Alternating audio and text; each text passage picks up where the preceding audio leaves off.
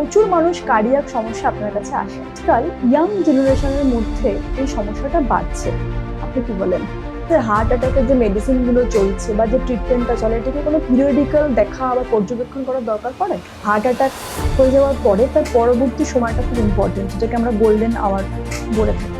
Sir, একটা heart attack হয়ে যাওয়ার পরে পরবর্তী হার্ট অ্যাটাকের স্কোপ কি বেড়ে যায়? আরও নিশ্চয়ই বেড়ে যায়। দেখো, যার রিস্ক ফ্যাক্টরগুলো খালি আছে এগুলো আমরা আলোচনা।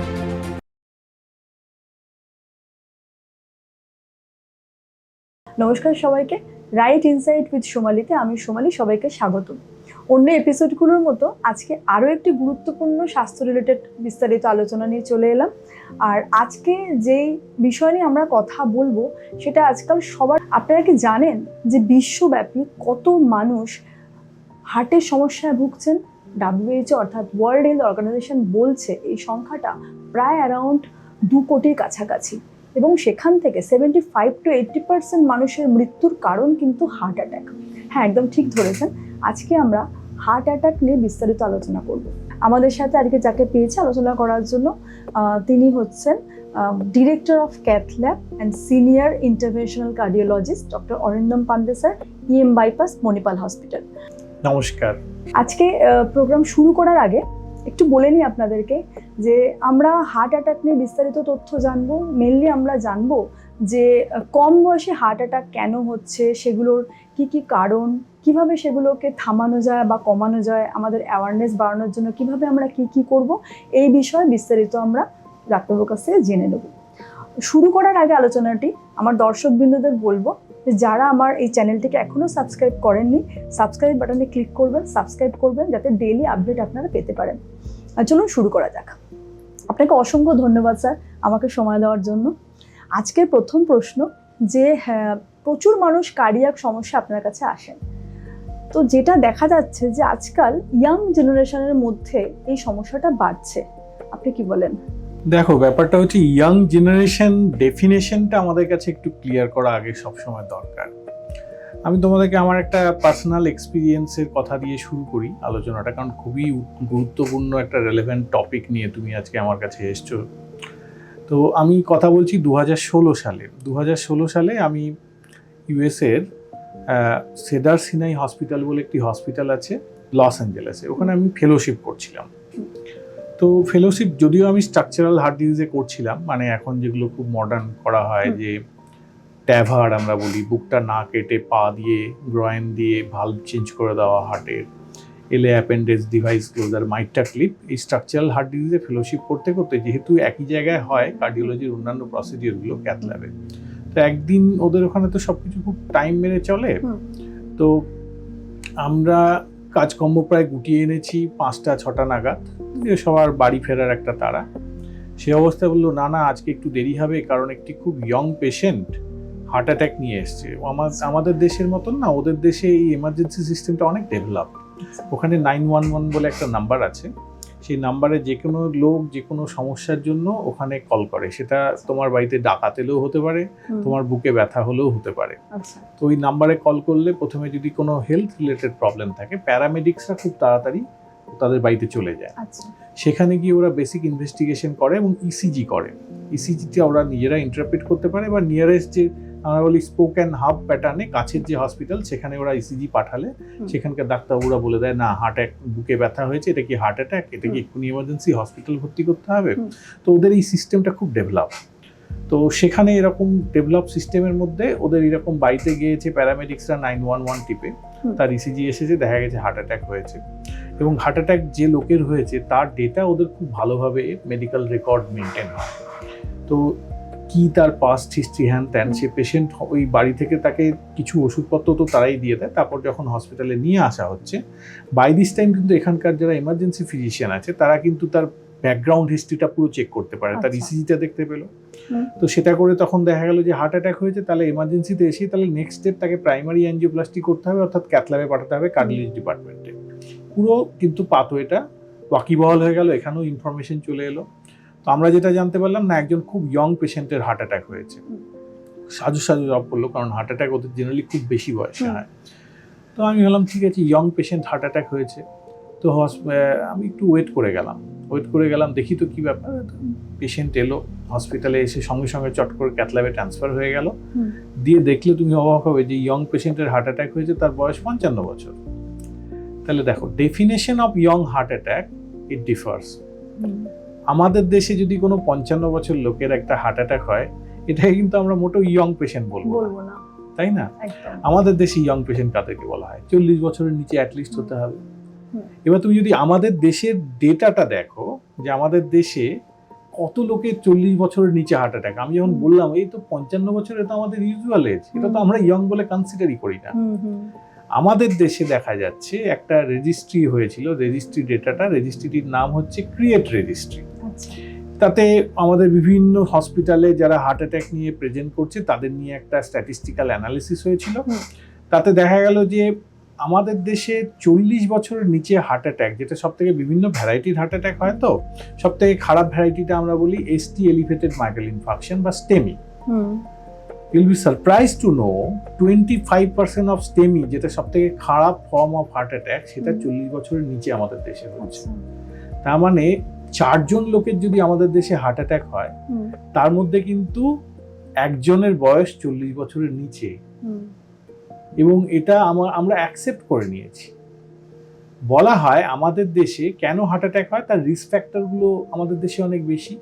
তো এই রিস্ক ফ্যাক্টরই বলো বা আমাদের হার্ট অ্যাটাকের এজই বলো, প্রত্যেকটাই আমাদের ওয়েস্টার্ন কাউন্টার পার্ট, ধরো ইউরোপিয়ান কান্ট্রি বা আমেরিকান কান্ট্রি থেকে অন অ্যান অ্যাভারেজ 10 বছর আগে হয়। তাহলে আর ডিকেড আর্লিয়ার।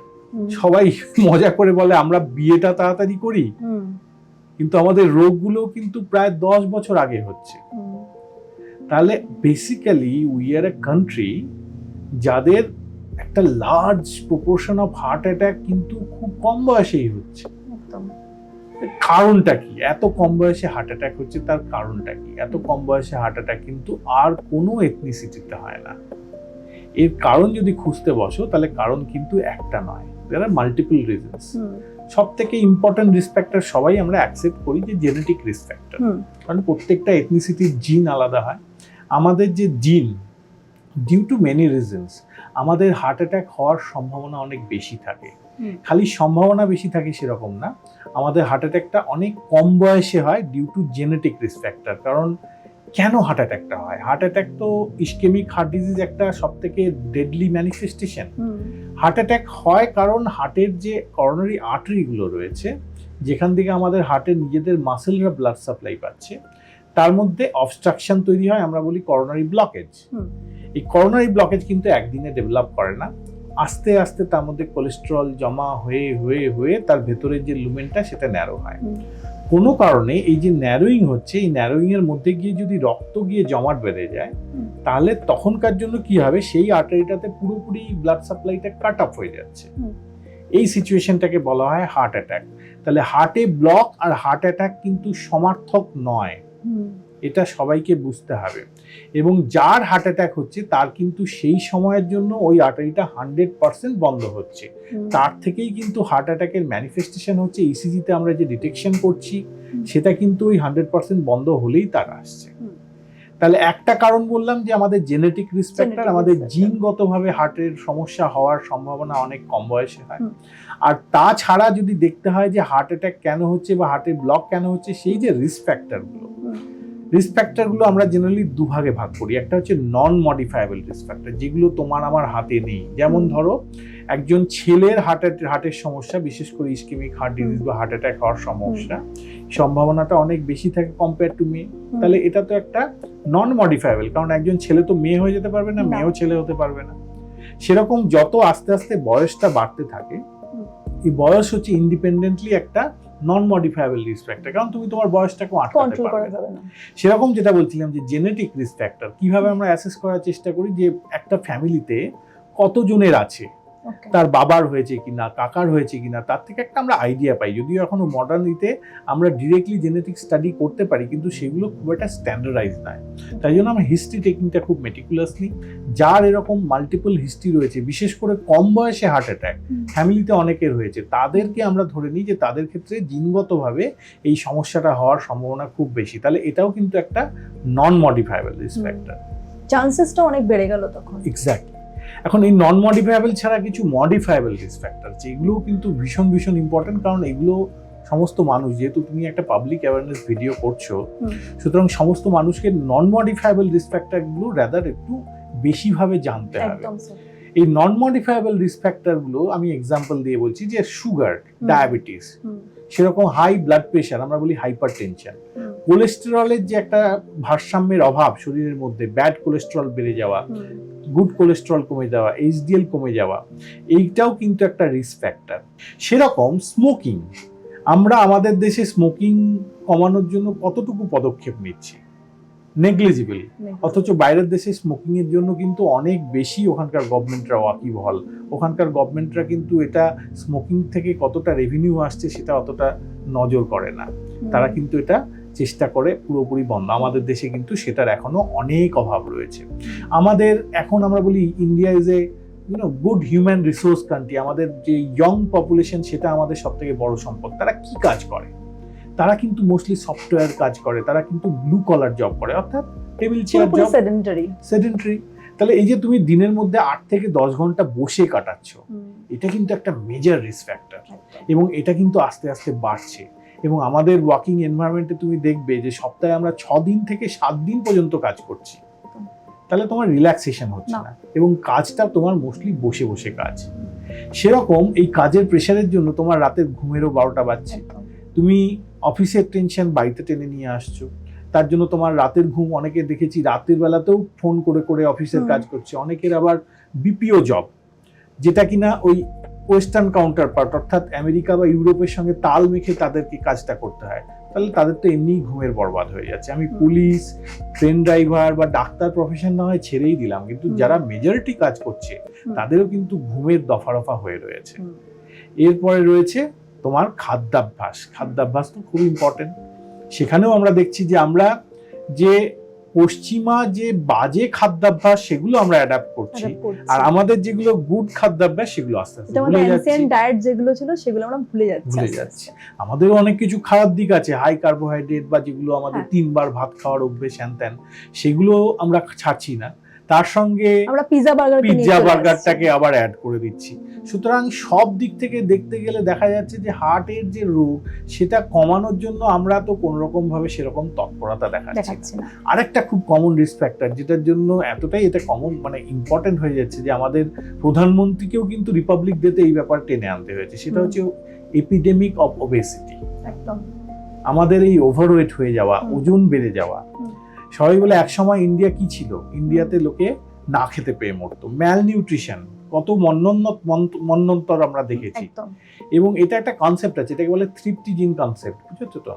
যেহেতু আমাদের অ্যানকেস্ট্রাররা তারা খুব ভালোভাবে খাবার দাবার খেতে পায়নি, তারা মোস্টলি ম্যাল নিউট্রিশনে ভুগত, আমাদের জিনটা ওইভাবে প্রাইম হয়ে গেছে, আমরা যখনই কোনো খাবার দেখি যতটা আমাদের প্রয়োজন তার থেকে বেশি আমরা খেয়ে নিই, কারণ আমাদের জিন বলে দিচ্ছে আজ তুমি খাবার পাচ্ছ, কাল তুমি নাও পেতে পারো। কিন্তু এখন কিন্তু সিচুয়েশনটা চেঞ্জ হয়ে গেছে, এখন কিন্তু না খেতে পেয়ে আর কেউ মরে না, কিন্তু এই জন্য আমাদের কিন্তু এই এক্সট্রা খাওয়ার যে অভ্যেস সেটা থেকে যাচ্ছে, আমাদের লাইফস্টাইল চেঞ্জ হয়েছে, তার জন্য প্রচুর আমরা ওয়েট গেইন করছি। এবং আজকের weight gain and obesity is associated and linked with 300 odd diseases. সেটা হার্টের রোগ থেকে শুরু করে হাঁটুর রোগ, অ্যাসমা, অবস্ট্রাকটিভ স্লিপ অ্যাপনিয়া, ঘুমের দফা, তার সঙ্গে ভবিষ্যতে ক্যান্সারের মতন প্রবলেমও কিন্তু তোমার শরীরে করতে পারে। সুতরাং এই এপিডেমিকটাও কিন্তু খুব বড়ভাবে কন্ট্রিবিউট করছে আমাদের দেশে এত সংখ্যক কম বয়সে হার্ট অ্যাটাক হওয়ার পিছনে। খুবই গুরুত্বপূর্ণ এইটা যে কি কি কারণে হার্ট অ্যাটাকটা চলে আসছে। এবার স্যার একটু জানবো যে হার্ট অ্যাটাক আর হার্ট ফেলিওর এই দুটোর মধ্যে কি ডিফারেন্স আছে? খুব খুব গুরুত্বপূর্ণ সোমালি, তোমার এই প্রশ্নটা খুব গুরুত্বপূর্ণ, কারণ আমি যখনই সুযোগ পাই এই ডিফারেন্সটা সাধারণ লোককে বোঝানোর চেষ্টা করি। আমাদের কনসেপ্ট আছে যে প্রথমেই সবাই বলে স্ট্রোক হয়ে গেছে, কি হয়েছে, কিছু একটা হয়ে হসপিটালে ভর্তি হলো, তার স্ট্রোক হয়ে গেছে। স্ট্রোক জিনিসটা কি? স্ট্রোক কিন্তু হার্টে হয় না, স্ট্রোক হয় ব্রেনে, প্যারালিসিস হয়ে যায় ডান হাত ডান পা, অর্থাৎ হার্টে যে প্রবলেমটা ব্লাড আটকে যাওয়া, ব্লাড সার্কুলেশনের মধ্যে ব্লকের মধ্যে ক্লট গিয়ে আটকে যাওয়া, সেই একই জিনিস যখন ব্রেনে হয় তখন হয় ইসকেমিক সিভিএ, সেটাকে বলা হয় স্ট্রোক। অনেক সময় হেমারেজিক সিভিএ হয়, সেটাকেও আমরা স্ট্রোক বলি, কিন্তু স্ট্রোক কিন্তু হার্টে হয় না, এটা হয় ব্রেনে। এটা একটা নিউরোলজিক্যাল ম্যানিফেস্টেশন। অনেক সময় প্যাথোজেনেসিসটা এক, কারণটা এক। আর হার্ট অ্যাটাক হয় হার্টে, আর হার্ট ফেলিওর আর হার্ট অ্যাটাকের ডিফারেন্সও আমাদের সাধারণ মানুষের মধ্যে প্রায় অনেকেই জানি না। সবাই ভাবে আপনার হার্ট ফেলিওর হয়ে গেছে মানে আপনার হার্টের কাজ শেষ, ফেল করে গেছে, তার মানে আপনার জীবনে আর কিছু অবশিষ্ট থাকলো না। হার্ট ফেলিওর মানে হচ্ছে হার্টের যে স্বাভাবিক কাজ সেটা সামহাউ সে করতে পারছে না। বোঝা গেল? তো হার্টের স্বাভাবিক কাজটা কি সেটা সবাইকে জানতে হবে। হার্টের স্বাভাবিক কাজ হচ্ছে হার্টের পাম্পিং, অর্থাৎ গোটা শরীরে ব্লাডটা সার্কুলেট করে দেওয়া, এবং গোটা শরীর থেকে যখন ব্লাডটা দূষিত রক্ত এসে লাংসে এলো এবং লাংস থেকে আবার কালেকশন হয়ে হার্টে ফেরত এলো, রিসিভ করা, দুটোই কিন্তু হার্টের কাজ। অর্থাৎ গোটা শরীরের ব্লাডটা রিসিভ করা এবং সেটাকে পাম্প করে আবার বিভিন্ন অর্গানে ছড়িয়ে দেওয়া। এই দুটো কাজের কোনোটাই যদি হ্যাম্পার্ড হয়, দুটোই কিন্তু আমরা হার্ট ফেলিওর বলি। একদম। যেটা বাজে ভ্যারাইটির হার্ট ফেলিওর, যে পাম্পিংটাই কমে গেছে, সেটা খারাপ ভ্যারাইটির হার্ট ফেলিওর। তার মানে হার্ট যে কাজ করছে সেরকম না, তার ক্যাপাসিটিটা কমে গেছে। সেরকম অনেক সময় বয়সকালে অথবা বিভিন্ন অন্য অনেক কারণ থাকলে পরে হার্টের ওয়ালগুলো অনেক স্টিফ হয়ে যায়, অর্থাৎ তার রিসিভিং ক্যাপাসিটিটা কমে যায়। তার মানে হার্ট ব্লাড রিসিভ করতে পারছে না, শক্ত হয়ে গেছে ওয়ালটা, সেটাকেও বলা হয় কিন্তু হার্ট ফেলিওর। সেখানে কিন্তু হার্টের পাম্পিং স্বাভাবিক থাকে। সুতরাং হার্ট ফেলিওর আর হার্ট অ্যাটাক এক না। এই হার্টের রিসিভিং ক্যাপাসিটি আর পাম্পিং ক্যাপাসিটি কমে গেলে সেটাকে হার্ট ফেলিওর বলা হয়। কমন ম্যানিফেস্টেশন শ্বাসকষ্ট হওয়া, শুয়ে থাকলে শ্বাসকষ্ট বাড়ে, বসে থাকলে শ্বাসকষ্ট কমে যায়, ইনিশিয়াল ফেজে হাঁটাচলা করতে গেলে শ্বাসকষ্ট হয়, ফ্যাটিগড হয়ে যায়, এটা কিন্তু হার্ট ফেলিওরের manifestation. And what is heart attack? Heart attack is a very emergency situation. Heart attack হচ্ছে হার্টের নিজের ব্লাড সাপ্লাইটাই কমে গেছে। দুটোর মধ্যে কি কোনো লিঙ্ক আছে, হার্ট অ্যাটাক আর হার্ট ফেলিয়ার? হ্যাঁ, লিঙ্ক কিন্তু আছে। কারো যখন হার্ট অ্যাটাক হয় তখন কি অনেকে আমাদের ঠিক সময় হসপিটালে আসতে পারে না, দেরি করে। আমরা বলি হার্ট অ্যাটাকের চিকিৎসায় গোল্ডেন আওয়ার্স আছে, খুব তাড়াতাড়ি হসপিটালে গিয়ে চিকিৎসা শুরু করতে হবে, ওষুধপত্র, আমরা এখন বলি প্রাইমারি অ্যাঞ্জিওপ্লাস্টি, সোজাসুজি গিয়ে হার্টের মধ্যে যে জায়গায় ক্লটটা আছে সেটা বার করে নিয়ে সেখানকার ব্লকটা খুলে দেওয়া। এই অ্যাঞ্জিওপ্লাস্টিটা খুব জীবনদায়ী, কারণ দেখা গেছে এটা বহু মানুষের জীবন বাঁচাতে পারে। এই যে আমরা বিখ্যাত গায়ক কে, সে গান করতে গিয়ে তার হার্ট অ্যাটাক হয়ে স্টেজের মধ্যেই তার হার্ট অ্যাটাক হলো, তাকে হসপিটালে নিয়ে যাওয়া গেল না। সে যদি ঠিক সময় পৌঁছে যেত তাহলে হয়তো প্রাইমারি অ্যাঞ্জিওপ্লাস্টি করে তার জীবন দান করা সম্ভব ছিল। তো যখনই কারো হার্ট অ্যাটাক হয়, এই যে আমরা ডিলে করছি বা ডিলে করে একই ট্রিটমেন্ট করছি, তাতে কি হয়, আর্টারিটা যতক্ষণ বন্ধ আছে সেই আর্টারির যে সাপ্লাই, যে মাসেলগুলোতে, তার কিন্তু আর অল্টারনেটিভ কোনো সাপ্লাই নেই। আমরা বলি এন্ড আর্টারি, হার্টের আর্টারিগুলো এন্ড আর্টারি, একটা রিজিয়নে একটাই আর্টারি সাপ্লাই করে। তাহলে সেই মাসেলগুলো কিন্তু ড্যামেজ হয়। যত মাসেল ড্যামেজ হবে তখন কি হবে, হার্টের মাসেল ড্যামেজ হয়ে গেলে হার্টের পাম্পিং ক্যাপাসিটি কমে যাবে। তাহলে হার্ট ফেলিয়ার যেটা পাম্পিং কমার জন্য হয় সেটাকে বলি heart failure with reduce ejection fraction. তার কিন্তু one of the most common aetiology বা কারণ হচ্ছে হার্ট অ্যাটাক। কিন্তু দুটো একই জিনিস নয়, দুটোর মানে কমপ্লিটলি আলাদা। হার্ট অ্যাটাক কেউ যদি সার্ভাইভ করে গেল, তারপর তার হার্টের পাম্পিংটা কমই থেকে গেল, তাহলে কিন্তু সে সারা জীবনের জন্য একটা হার্ট ফেলিয়ারের রোগী হয়ে গেল। তাকে বিভিন্ন রকম চিকিৎসা পদ্ধতিতে থাকতে হবে, যাতে চেষ্টা করতে হবে যে পাম্পিংটা বিভিন্নভাবে বাড়ানোর। অনেক সময় বাড়লো না, তাহলেও কিন্তু তাকে ওষুধপত্র দিয়ে কন্টিনিউ করতে হবে, যদিও সিচুয়েশনটা ভালো না। কিন্তু this is basically the difference between a heart attack and heart failure. Sir, পুরুষ এবং মহিলা এনাদের দুজনেরই তো একসাথে মানে একটা টাইম পিরিয়ড থাকে যে কার এই হার্ট অ্যাটাক হওয়ার চান্সেসটা বেড়ে যাচ্ছে বা কেন? দেখো, প্রথাগতভাবে আমরা বলি যে ছেলেদের সবসময় হার্ট অ্যাটাক হওয়ার সম্ভাবনা মেয়েদের থেকে বেশি। এর একটা কারণ হচ্ছে মেয়েদের তো পিরিয়ডস হয়, পিরিয়ডস যখন হয় তখন তাদের শরীরে ফিমেল হরমোন থাকে, বিভিন্ন রকম ফিমেল হরমোন। দেখা গেছে এই ফিমেল হরমোনগুলো কিছুটা প্রোটেকশন দেয় হার্টের ব্লক হওয়ার থেকে। অ্যাথেরোস্ক্লেরোসিস প্রসেস, যেটাতে কোলেস্টেরল জমা হয়ে হয়ে হার্টে ব্লক হয়, সেটা ফিমেল হরমোন থাকলে পরে সেটার একটা প্রোটেকশন থাকে। কিন্তু যেই কারো মেনোপজ হয়ে যায়, অর্থাৎ পিরিয়ডস বন্ধ হয়ে যায়, তখন কিন্তু তার কেন মেনোপজ হচ্ছে, এই যে ফিমেল হরমোনগুলো, মেয়েদের হরমোনগুলো সেই সময় ড্রাস্টিক্যালি কমে যায়। তাহলে যতদিন কারো পিরিয়ডস হচ্ছে ততদিন কিন্তু মেয়েদের হার্টের রোগ হওয়ার সম্ভাবনাটা ছেলেদের তুলনায় কম। কিন্তু যখন পিরিয়ডস বন্ধ হয়ে গেল, অর্থাৎ মেনোপজ হয়ে গেল, তখন কিন্তু ছেলে আর মেয়ে উভয়ের একই রকম রিস্ক থেকে যায়। তাহলে বলা যায় কম বয়সের মেয়েদের কিন্তু কিছুটা হার্টের রোগ হওয়ার সম্ভাবনা কম।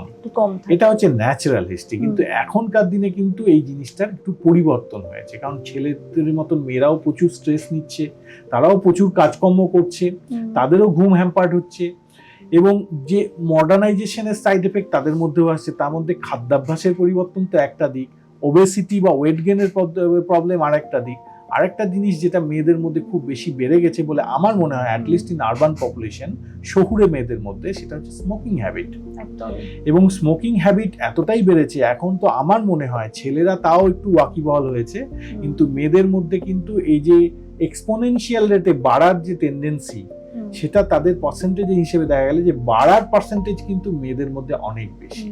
সুতরাং এই রিস্ক ফ্যাক্টরগুলো তো এক সময় ছিল না। ওই জন্য আমি সবসময় বলি এটা প্রথাগতভাবে মেয়েদের মধ্যে হার্টের রোগ হওয়ার সম্ভাবনা কম, কিন্তু মডার্ন এরাতে মেয়েদের এই অ্যাডিশনাল রিস্ক ফ্যাক্টরগুলো আসার জন্য তাদের মধ্যেও কিন্তু আমরা কম বয়সে হার্টের রোগ, মাইকি হার্ট অ্যাটাক পর্যন্ত বেশ ভালো মাত্রাতেই দেখতে পাচ্ছি। দেখা যাচ্ছে।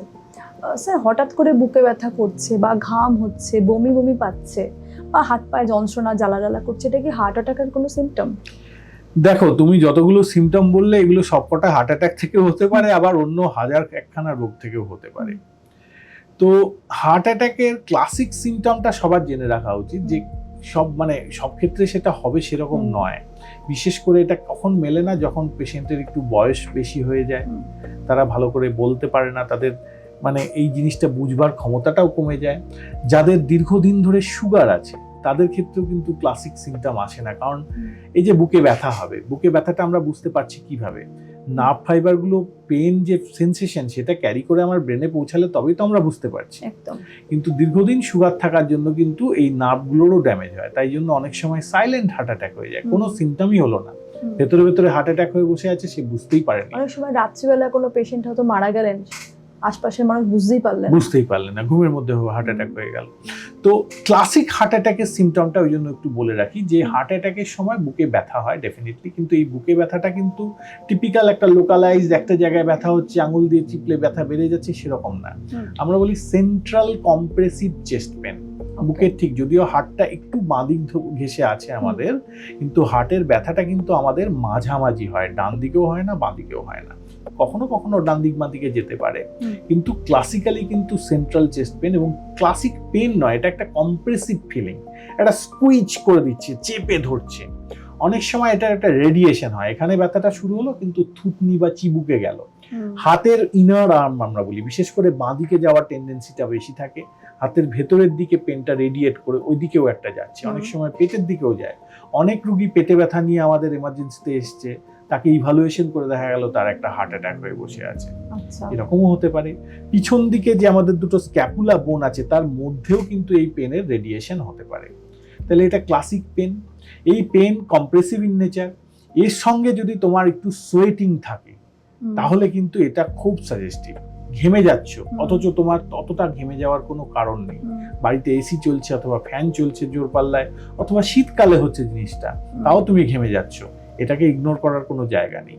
এর সঙ্গে কিছু কিছু হার্ট অ্যাটাক, বিশেষ করে আমরা বলি ইনফিরিয়ার ওয়াল মায়োকার্ডিয়াল ইনফাকশন, যখন ডান দিকের আর্টারি অর্থাৎ রাইট কর্নারি আর্টারি ইনভলভ হয়ে হার্ট অ্যাটাকটা হয়, তার সঙ্গে কিন্তু ভমিটিং থাকতে পারে।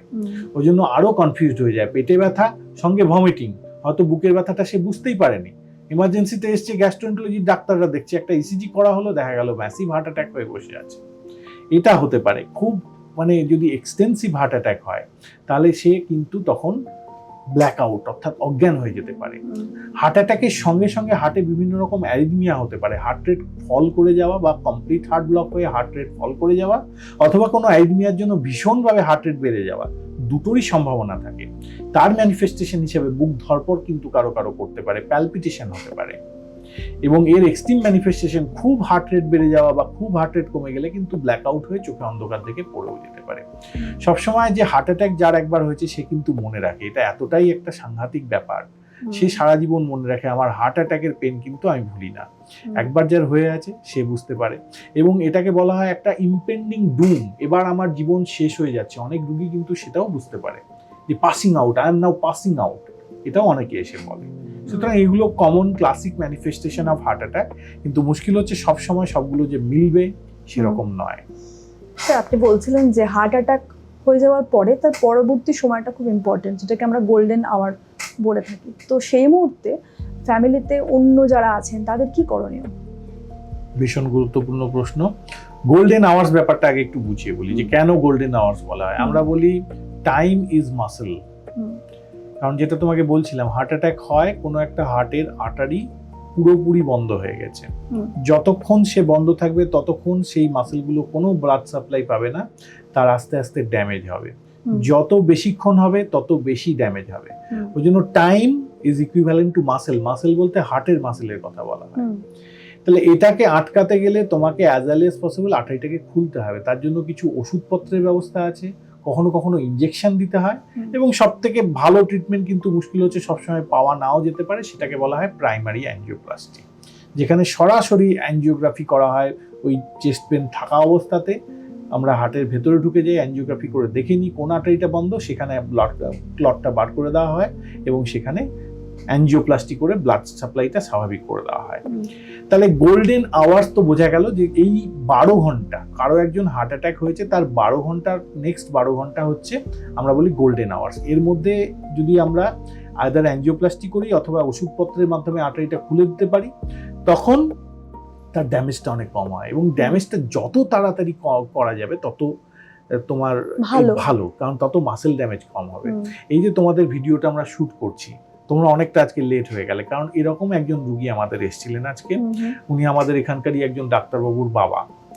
তো তিনি সামাও জিনিসটা ধরতে পেরেছিলেন যে এই বুকে ডিসকমফোর্ট, আজ সকাল 11টার সময় বুকে ব্যথা তার শুরু হয়েছে। তাড়াতাড়ি করে উনি ইসিজি কাছের একজন হসপিটাল থেকে করিয়েছে, সেখানে দেখা গেছে হার্ট অ্যাটাক। সেই ওষুধগুলো তখনই দিয়ে তাকে চট করে নিয়ে চলে এসছে হসপিটালে। এসে গেছেন তিনি প্রায় 2টোর সময়, মানে 3 ঘন্টার মধ্যে কিন্তু তিনি হসপিটালে চলে এসেছেন।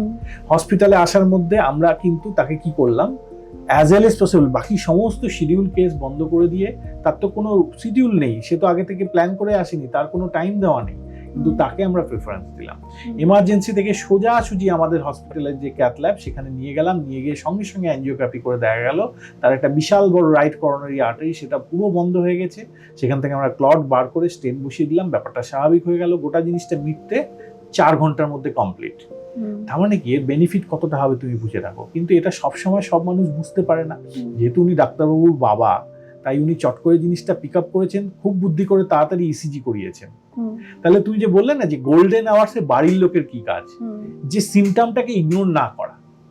আই এম নট এক্সপেক্টিং সব বাড়িতে ওষুধপত্র অ্যাসপিরিন, ক্লোপিডোগ্রেল বা অন্যান্য যে অ্যাট্রোভাস্টাটিন থাকবে, দ্যাট ইজ কোয়াইট ইম্পসিবল। সবাই কি করে, একটা সরবিটেট দিয়ে দেয়, যেটা কিন্তু ডেট্রিমেন্টাল হতে পারে কখনো কখনো। সরবিটেট কি করে, আমাদের বুকে ব্যথাটা কিছুক্ষণের জন্য কমিয়ে দেয়, কারণ সে একটা ভ্যাসোডাইলেট ক্যাপাসিটি আছে, কিন্তু ক্লটটাকে ডিজলভ করা বা রক্তের সার্কুলেশনটা স্বাভাবিক করা কিন্তু তার কোনো নেই।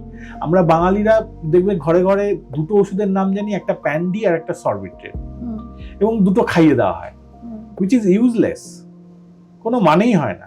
হার্ট অ্যাটাকের ওভারঅলের মানে যদি এখন দেখো ব্যাপারটা হচ্ছে সবার তো আর হার্ট অ্যাটাক হচ্ছে না, কারো কারো কারো গ্যাসের জন্য, হজমের প্রবলেমের জন্য হচ্ছে, তার ক্ষেত্রে ব্যাপারটা সলভ হবে। কিন্তু এই কাজটা করতে গিয়ে যার সত্যি সত্যি হার্ট অ্যাটাকটা হয়েছে, তার কিন্তু খুব ভ্যালুয়েবল টাইম আমরা লস করছি। একদম। তাহলে কি করা উচিত? সব থেকে যদি তোমার সন্দেহ জাগে যে এটা হার্ট অ্যাটাক রিলেটেড কিছু হতে পারে, you have to do an ECG. ECG না করে কিন্তু কখনোই কোনো হার্ট অ্যাটাক ডায়াগনোসিস কনফার্ম করা যায় না। পৃথিবীর সব থেকে বড় কার্ডিওলজিস্টও করতে পারবে না উইদাউট সিইং দ্য ইসিজি। তাহলে বাড়ির লোকের ওইটাই কাজ যে তাকে তার পেশেন্টকে নিয়ে নিয়ারেস্ট যেখানে ইসিজির সম্ভাবনা আছে সেখানে গিয়ে ইসিজি করতে হবে যত জলদি সম্ভব, যত তাড়াতাড়ি সম্ভব। এবং এই ইসিজিতে যেটা দেখা যায় যে যেটা সব থেকে খারাপ ভ্যারাইটি, যাতে বহু মানুষ মারা যায়, বহু মানুষ তো হসপিটালে পৌঁছাতে পারে না হার্ট অ্যাটাক নিয়ে, তাহলে ইসিজিতে কিন্তু সেটা পিক আপ করবেই। অনেক হার্ট অ্যাটাক আছে, অনেক সময় ইসিজি নর্মালও থাকতে পারে, কিন্তু সেগুলো সিভিয়ারিটি কম, সেগুলোর প্রগনোসিস অত খারাপ নয়। কিন্তু যেটা সব থেকে খারাপ ভ্যারাইটির হার্ট অ্যাটাক, সেটা কিন্তু ইসিজিতে ধরা পড়বেই। সুতরাং বাড়ির লোকের কাজ হচ্ছে as early as possible ECG করানো। জেনারেলি যেখানে ইসিজি হয় বেশিরভাগ জায়গাতে একজন ডাক্তারবাবু থাকে। ইসিজি করানো কিন্তু বাড়িতে লোক ডেকে ইসিজি করাতে গেলে সময় নষ্ট হবে, তাকে নিয়ারেস্ট জায়গায় যেতে হবে যেখানে একটা এমার্জেন্সি আছে, অন্তত একজন ডাক্তারবাবু আছে। যে কোনো একজন কোয়ালিফায়ার, সে এমবিবিএস ডাক্তার হলেও কিন্তু ইসিজিতে হার্ট অ্যাটাক সবাই চিনতে পারবে। এর মানে চেঞ্জটা এতটাই গ্রস, তাহলে বাড়ির লোকের এটাই কাজ। এখন তুমি যদি বলো হ্যাঁ বাড়ির লোক ভীষণ এডুকেটেড এবং তার ফ্যামিলিতে অনেকের হার্ট অ্যাটাক হয়েছে, সে এই ব্যাপারটা অনেকটা জানে, তাহলে সে হয়তো বাড়িতে অ্যাসপিরিন, ক্লোপিডোগ্রেল রাখতে পারে, অ্যাট্রোভাস্টাটিন রাখতে পারে। আমরা বলি অ্যাসপিরিনের বড়ি খুব কম দাম, 75 মিলিগ্রামের ট্যাবলেট পাওয়া যায়, 4টে ট্যাবলেট চিবিয়ে খেয়ে নিতে হয়, তাহলে কাজটা কিন্তু মুখ থেকেই শুরু হয়, অ্যাবজর্পশনটা মুখ থেকে শুরু হয়, কাজটা তাড়াতাড়ি হয়। সঙ্গে 4টে ক্লোপিডোগ্রেল এবং একটা অ্যাট্রোভাস্টাটিন 40/80 মিলিগ্রাম, এটা যদি কেউ খেয়ে ফেলতে পারে, যদি তার হার্ট অ্যাটাক হয়ে থাকে, even before going to the hospital, খুব ক্ষতি কিছু নেই। কি হবে, একটু ব্লাড থিনার দিয়েছে, হয়তো গ্যাসের সমস্যাটা একটু বাড়তে পারে, কিন্তু যদি সত্যি সত্যি হার্ট অ্যাটাক হয়, এরকম 10 জনের মধ্যে যদি একজনেরও হার্ট অ্যাটাক থাকে, তাহলে আন্দাজে দিলে কিন্তু বেনিফিট অনেক বেশি রিস্কের থেকে। এটা অনেক এডুকেটেড ফ্যামিলি করতে পারে, কিন্তু আমি এটা অতটা স্ট্রেস দিই না যতটা আমি বেশি স্ট্রেস দিই যে কাছাকাছি কোথাও গিয়ে একটা ইসিজি করিয়ে সেটা কাউকে একজন দেখানো। একবার ডায়াগনোসিস হয়ে গেলে কিন্তু চিকিৎসা তখনই শুরু হয়ে যায়, এবং মুখের ওষুধ কিছু আছে, কিছু ইনজেকশন, সব জায়গায় তো তোমার হার্টের ট্রিটমেন্ট ফেসিলিটি নাও থাকতে পারে, কিন্তু ওখানে ডাক্তারবাবুরা তোমাকে বলে দেবে যে না, নিয়ারেস্ট এই জায়গায় আপনার 24 ঘন্টা, আমাদের হসপিটালে যেমন 24 ঘন্টা, রাত্রি 2টো 3টে যখনই আসুক হার্ট অ্যাটাকের রুগী, তাকে কিন্তু আমরা প্রাইমারি অ্যাঞ্জিওপ্লাস্টি করি, এবং আমাদের সব কাজ তখন ফেলে রেখে তাকে ইমার্জেন্সিতে অ্যাডমিশন করে খুব তাড়াতাড়ি করে তাকে এই জিনিসটা করা হয়, কারণ আমরা জানি কতটা ভ্যালু, টাইম ইজ মাসেল, তার ভ্যালুটা আমরা জানি। এরকম অনেক ফেসিলিটি কলকাতা এবং আমাদের পশ্চিমবঙ্গের অনেক জায়গাতে তৈরি হয়ে গেছে। তোমার যে ডাক্তারবাবু দেখছেন তিনি নিশ্চয়ই জানবেন তার একটা ওপিনিয়ন নিয়ে কোথায় হচ্ছে, সেখানে চলে যেতে হবে, তাহলেই কিন্তু প্রপার ট্রিটমেন্টটা আমরা পেশেন্টদের মধ্যে ছড়িয়ে দিতে পারবো। স্যার, এবার জানতে চাইবো যে স্টেন্ট কখন বসানো হয় বা কোন অবস্থাতে একটা পেশেন্টকে সেটা দেওয়া হয়? এই যে বললাম অ্যাঞ্জিওপ্লাস্টি করা হয়, অ্যাঞ্জিওপ্লাস্টিতে ধরে নিতে হবে এখন 5 বছর 10 বছর আগেও অ্যাঞ্জিওপ্লাস্টি মানে স্টেন্ট বসানো ছিল। স্টেন্ট হচ্ছে তোমরা যে ক্লটটা, ধরো হার্ট অ্যাটাকের পার্সপেক্টিভে আমি বলছি, ক্লটটা বার করে নিয়ে ভেতরে ব্লকটা দেখা গেল, ব্লকটা একটা বেলুন দিয়ে ছাড়িয়ে দেওয়া হয়, তারপর সেটা যাতে আবার নতুন করে ব্লকটা তৈরি না করে, রিকয়েল না করে, তার জন্য সেখানে একটা স্টেন্ট বসিয়ে দেওয়া হয়। এটাই মোদ্দা কথা হচ্ছে অ্যাঞ্জিওপ্লাস্টি। এখন মডার্ন ডেতে আমরা এখন কিছু কিছু ক্ষেত্রে যেখানে সুইটেবল পেশেন্ট পাচ্ছি, যে স্টেন্ট না বসিয়ে একটা বিশেষ পদ্ধতিতে ড্রাগ কোটেড বেলুন দিয়ে কিন্তু অ্যাঞ্জিওপ্লাস্টি করা হয়, যে স্টেন্টটা না দিয়ে মেটাল থাকলো না, সেটাও করা যায়। কিন্তু আমরা যদি বলি রুল অফ থাম, হার্ট অ্যাটাকের সিচুয়েশনে কিন্তু এখনো কিন্তু ন্যাচারাল চয়েস একটা স্টেন্ট বসিয়ে দেওয়া, কারণ এটা তো একটা লাইফ রিস্ক। এটা করে দিলে অন্তত ভবিষ্যতে কতদিন বাদে কি হবে, একটা মেটাল থাকলে কি, সেটা না ভেবে তখন তার জীবন বাঁচানোটা অনেক বেশি গুরুত্বপূর্ণ। তাই জন্য আমি, যেহেতু এটা সাধারণ মানুষের বোঝার উদ্দেশ্যে তৈরি করা হচ্ছে ভিডিওটা, আমি বলবো যে অ্যাঞ্জিওপ্লাস্টি মানে ধরেই রাখতে হবে সেখানে একটা স্টেন্ট বসবে। স্যার, একবার হার্ট অ্যাটাক হয়ে গেল একটা পেশেন্টের, সে কি আবার নর্মাল লাইফে ফিরতে পারবে? অ্যাবসলিউটলি নর্মাল লাইফে ফিরতে পারবে। কেন ফিরতে পারবে না? আজকে যার জন্য তোমাদের দেরি হলো, এই যে ভদ্রলোক, ইনাকে তো আমরা 4 ঘন্টার মধ্যে অ্যাঞ্জিওপ্লাস্টি করে দিলাম। তার যে একটু হার্টে ইনসাল্ট 4 ঘন্টায় হয়েছে, যেহেতু ব্লাড সাপ্লাই পুরো স্বাভাবিক হয়ে গেল, এটা কিন্তু রিকভার করবে। এবং একটা সময় আমার বহু পেশেন্ট আমাদের আছে, খালি আমার বলবো না, আমাদের সবারই বহু এরকম পেশেন্ট আছে যার অ্যাঞ্জিওপ্লাস্টি এবং হার্ট অ্যাটাকের প্রপার ট্রিটমেন্ট করার পর হার্টের পাম্পিং পুরোপুরি রিকভার করে যায়। এমনও হয়েছে যে ইকো দেখে আর বোঝাই যাচ্ছে না, ইসিজি দেখে খুব মাইনার একটা চেঞ্জ দেখা যাচ্ছে যে অনেকদিন আগে একটা হার্ট অ্যাটাক হয়েছে, ইকোতে বোঝাই যাচ্ছে না তার হার্ট অ্যাটাক। এই জিনিসটা আনকমন নয়। সুতরাং সেই সিচুয়েশনে যদি কেউ থাকে, তাহলে তো তার প্র্যাকটিক্যালি কোনো লিমিটেশন অফ কিচ্ছু থাকছে না, সে পুরোপুরি স্বাভাবিক জীবনযাপন কিন্তু করতে পারবে। স্যার, হার্ট অ্যাটাকের যে মেডিসিনগুলো চলছে বা যে ট্রিটমেন্টটা চলে, এটা কি কোনো পিরিয়ডিক্যাল দেখা বা পর্যবেক্ষণ করার দরকার পড়ে? নিশ্চয়ই থাকে। সেটা তো প্রথম দিকে হার্ট অ্যাটাকের পরে ওষুধ একটু বেশি থাকে, যত আস্তে আস্তে পেশেন্ট রিকভার করে, আস্তে আস্তে তার রিকভারির উপর ডিপেন্ড করে আমরা ওষুধ আস্তে আস্তে কমিয়ে দিই। কিন্তু রুল অফ থাম, একটা ব্লাড থিনার, একটা কোলেস্টেরলের ওষুধ, একটা গুড ডোজে, এটা কিন্তু যে কোনো হার্ট অ্যাটাকের রুগীকে লাইফ লং খেয়ে যেতে হয়। এবং এটা এতটাই গুরুত্বপূর্ণ যে এটা সবার জানা উচিত যে এটা বন্ধ করার কথা নয়। এটা বন্ধ করতে গেলে কিন্তু you need to take permission from your doctor. Without consent বন্ধ করলে কিন্তু তোমার বিপদ হতে পারে। সুতরাং একটা ওষুধ হয়তো লাইফ লং চলবে, বাকিগুলো ডিপেন্ডিং আপন ইউর রিকভারি আস্তে আস্তে বন্ধ হয়ে যাবে। যখন স্যার একটা হার্ট অ্যাটাকের পেশেন্ট আছে, যেরকম আপনি বললেন, তাকে প্রাইমারি ইসিজি ছাড়াও আর কি কি টেস্ট করানো হয়? ইসিজি ছাড়া ব্লাডের টেস্ট করা যায়। ব্লাডের টেস্টের মধ্যে বিভিন্ন রকম এনজাইম, কার্ডিয়াক এনজাইমস আছে, যেমন CPK MB, troponin T, troponin I. Troponin T, troponin I আবার দু রকম হয়, একটা কোয়ালিটেটিভ, একটা কোয়ান্টিটেটিভ। এখন কার্ডের মধ্যে পাওয়া যায়, সেখানে একটু ব্লাড দিলে 10 মিনিটের মধ্যেই দেখিয়ে দেবে যে হার্ট অ্যাটাক হয়েছে কি হয়নি। দুটো দাগ যদি চলে আসে তাহলে হার্ট অ্যাটাক। এখন আরো মডার্ন ওয়েতে আমরা এক্স্যাক্ট কত কোয়ান্টিটিতে বেড়েছে, troponin I exact value, troponin টির এক্স্যাক্ট ভ্যালু, সেটা দেখে আরো স্পেসিফিক ওয়েতে, আরো সেন্সিটিভ ওয়েতে কিন্তু ডায়াগনোসিস করা যায়। কিন্তু যেটা তোমাকে আমি বললাম যে সব থেকে খারাপ ভ্যারাইটির যে হার্ট অ্যাটাক, যেটা ST elevated myocardial infarction, ST মানে ইসিজিতে একটা এসটি সেগমেন্ট সবার আমরা দেখতে পাই।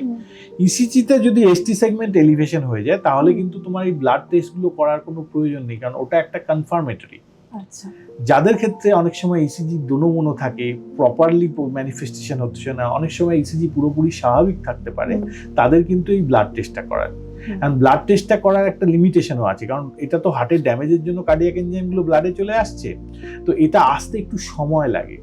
যার ধরো হার্ট অ্যাটাক হয়েছে সঙ্গে সঙ্গে যদি তুমি ব্লাডের টেস্ট করো তাতে কিন্তু নেগেটিভও থাকতে পারে। ওই জন্য অনেক সময় কি করা হয়, সিরিয়ালি করা হয়, একটা করা হলো, আবার একটা 1.5 ঘন্টা বা 1 ঘন্টা বাদে করা হলো, একটা 12 ঘন্টা বাদে করা হলো, তাতে অনেক সময় কতটা রাইজ হচ্ছে সেটা দেখেও একটা হার্ট অ্যাটাকের সম্ভাবনার কথা বলা হয়। এছাড়া ইকোকার্ডিওগ্রাফি করা হয়, যার ম্যাসিভ হার্ট অ্যাটাক বা বড়সড় হার্ট অ্যাটাক হয়েছে, ইকোকার্ডিওগ্রাফিতেও কিন্তু পিক আপ করে নেয়, কারণ হার্টের একটা ওয়াল যেখানে মাসলে ব্লাড যাচ্ছে না সেই ওয়ালটার মুভমেন্ট কমে যায়, ওটা ইকোকার্ডিওগ্রাফিতে পরিষ্কার দেখা যায়। তাহলে এগুলো কমন টেস্ট। এছাড়া angiography is the confirmatory test, যে হার্টে এক্স্যাক্টলি ব্লকেজ কতটা, কোন আর্টারিটা বন্ধ হয়ে গেছে, সেটা হচ্ছে কনফার্মেটরি, কিন্তু অ্যাঞ্জিওগ্রাফির মাধ্যমে আমরা বুঝতে পারি। স্যার, একটা হার্ট অ্যাটাক হয়ে যাওয়ার পরে পরবর্তী হার্ট অ্যাটাকের স্কোপ কি বেড়ে যায় আরো? নিশ্চয়ই বেড়ে যায়। দেখো, যার রিস্ক ফ্যাক্টরগুলো খালি আছে, যেগুলো আমরা আলোচনা করলাম, নন modifiable risk factor, modifiable risk factor, তার থেকে তার যদি ম্যানিফেস্টেশন হয়ে হার্ট অ্যাটাক হয়ে যাচ্ছে, তার মানে কি তার রিস্ক ফ্যাক্টরগুলো একসঙ্গে একজোট বেঁধে কাজ করে তার হার্ট অ্যাটাক করছে। একদম। তার মানে যার একবার হার্ট অ্যাটাক হলো, একই রিস্ক ফ্যাক্টর আছে, যার হার্ট অ্যাটাক হয়নি, দুজনের মধ্যে কিন্তু যার হার্ট অ্যাটাক হয়ে গেছে তার ভবিষ্যতে আবার হার্ট অ্যাটাক হওয়ার সম্ভাবনা অনেক বেশি, কারণ তার রিস্ক ফ্যাক্টরগুলো সাইনার্জিস্টিক ওয়েতে কাজ করছে।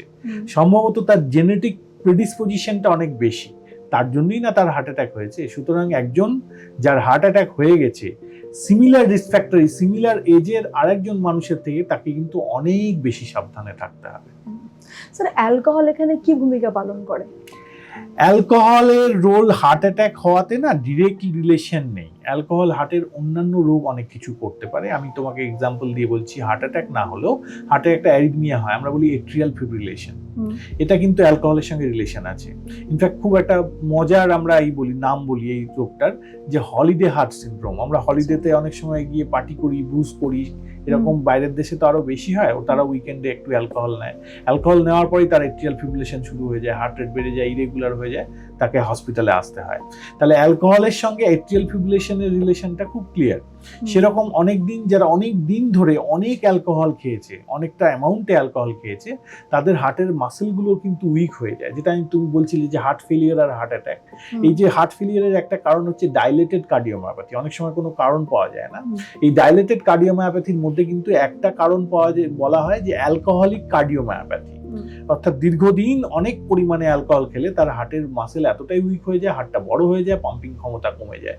তাহলে এগুলোর সঙ্গে কিন্তু ডিরেক্ট রিলেশন আছে হার্টের। আবার যখন অ্যালকোহল খায় কেউ, তার জন্য তার ওয়েট গেইন হতে পারে।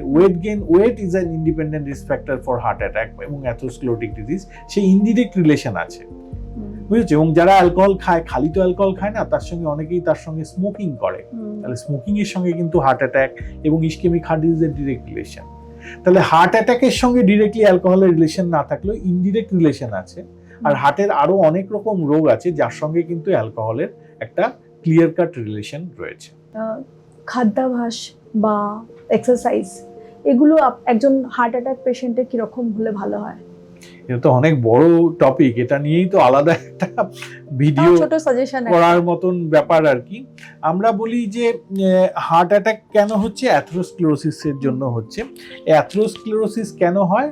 আমাদের খাবার দাবারের মধ্যে এমন কিছু পরিবর্তন আছে, বিশেষ করে দেখো বিভিন্ন ভ্যারাইটির খাবার, টাইপ, তেল, এগুলো নিয়ে আলোচনা করতে শুরু করলে তো শেষ হবে না।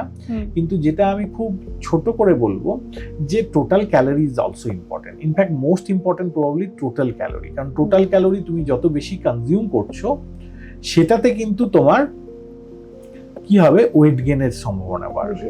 সুতরাং total calorie probably most important যদি সমস্ত খাদ্যাভ্যাসের কথা ভাবো। সেকেন্ড আমরা বলি যে আমরা বলি হোয়াইট পয়জন না, হাই গ্লাইসেমিক ইন্ডেক্সওয়ালা কার্বোহাইড্রেট। সব কার্বোহাইড্রেট কিন্তু খারাপ না। ধরো তুমি ভুট্টাতেও কার্বোহাইড্রেট আছে, তাই না, মেজ, অথবা আমরা এখন যে ছোটে আনাজ বলি, বিভিন্ন জোয়ার বাজরা, তাতেও কার্বোহাইড্রেট, কিন্তু সেগুলো কমপ্লেক্স কার্বোহাইড্রেট। কিছু এমন কার্বোহাইড্রেট হয় যেগুলো খাওয়ার সঙ্গে সঙ্গে শরীরে চটচট করে গ্লুকোজ বেড়ে যায়।